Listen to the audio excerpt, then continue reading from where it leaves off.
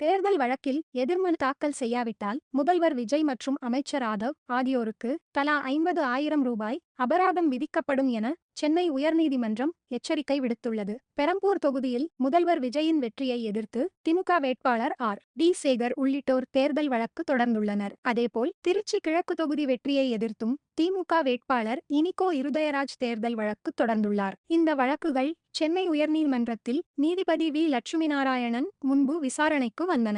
வழக்குகளை நிராகரிக்கக் கோரி மனு தாக்கல் செய்ய இருப்பதால் 2 வாரங்கள் அவகாசம் வழங்க வேண்டும் என முதல்வர் விஜய் தரப்பில் கோரிக்கை விடுக்கப்பட்டது. ஆனால் தேர்தல் வழக்குகளை சட்டப்படி 6 மாதங்களுக்குள் முடிக்க வேண்டும் என கூறி நீதிபதி கூடுதல் அவகாசம் வழங்க மறுத்தார். மேலும் ஆகஸ்ட் 27 தேதிக்குள் நிராகரிப்பு மனுவை தாக்கல் செய்ய வேண்டும் என்றும், தவறினால் 50,000 ரூபாய் அபராதம் விதிக்கப்படும் என்றும் முதல்வர் விஜய் மற்றும் அமைச்சர் ஆதவ் ஆகியோருக்கு நீதிபதி எச்சரிக்கை விடுத்துள்ளார்.